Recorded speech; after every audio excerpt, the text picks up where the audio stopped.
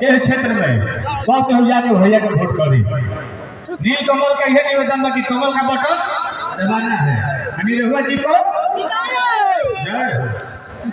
बच्चा पार्टी को हम और सब बच्ची के ये गाना गोले नहीं है टीवी जी में गाय ना करते हल्का ऊपर आके हां बड़का भैया हम हीरो बनी तो फसल फिल्म के नाम वाले फिल्म फसल ना गाना वर्ल्ड में नंबर 1 चल रहा है पृथ्वी पे।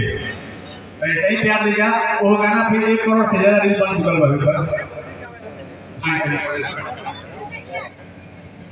देखता में मीठे मीठे मुस्की टुक टुक ऐसे गाने निहारत काटी चले तोरा मन में सावरिया।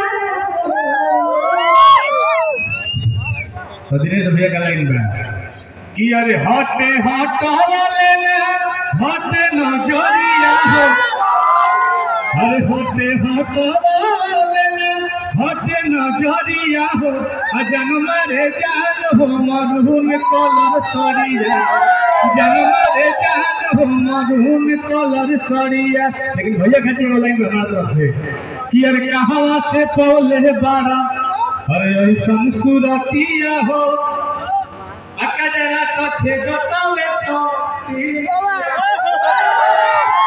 देखिए हमने के नेताजी भाई बने मंत्री जी नया शंकर सिंह जी वहां के चरण स्पर्श करते हां अच्छा सब करते ठीक बा कहे कहू है कि अरे माने लगे पिया हमके पहती तो पगली देखावे अगरबत्ती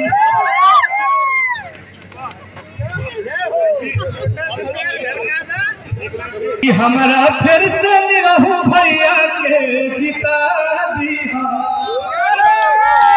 कि हमारा फिर से निरहु भैया के जिता दिया संसद बना दिया हमारा फिर से निरहु भैया के जिता दिया संसद बना